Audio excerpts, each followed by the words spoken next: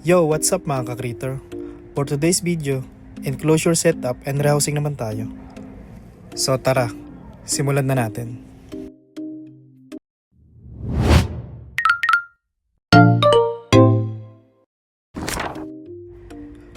Meron tayo ditong 4x4x6 inches acrylic enclosure. Dahil may wood bark na siya, lagyan ko lang ng maliit na dripwood at halaman para naman magkaroon siya ng height sa loob. Ipaikot lang natin tong plant sa dripwood para magmukhang aesthetic.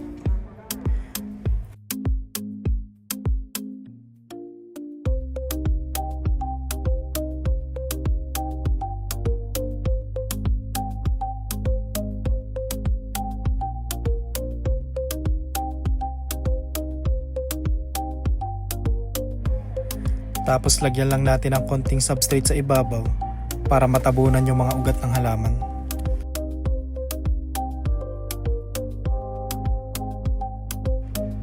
Then, basahin para kumapit yung ugat.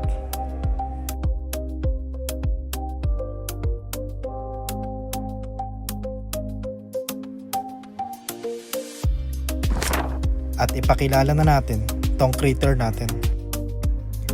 Meet Poecilotheria metallica, also known as Guti Sapphire Tarantula. Para sa akin, ito yung isa sa pinakamagandang species ng tarantula dahil sa striking metallic blue na kulay ng katawan nito. Sa ngayon, di pa lumalabas yung matingkad na color blue niya. Siguro mga 2 molt palalabas na din yan. Sa wild, matuturing na critically endangered na siya, pero dito sa hobby, nagkalat sila sa iba't ibang bansa. Pagdating naman sa behavior, isa itong arboreal, meaning mahilig siyang umakyat o tumira sa matataas na puno. Kaya naman ganitong setup ang ginawa natin para madali na siyang makapag-adjust.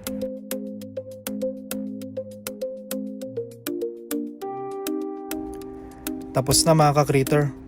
Hopefully, maging comfortable siya sa bago niyang tirahan. Thank you for watching. Bye!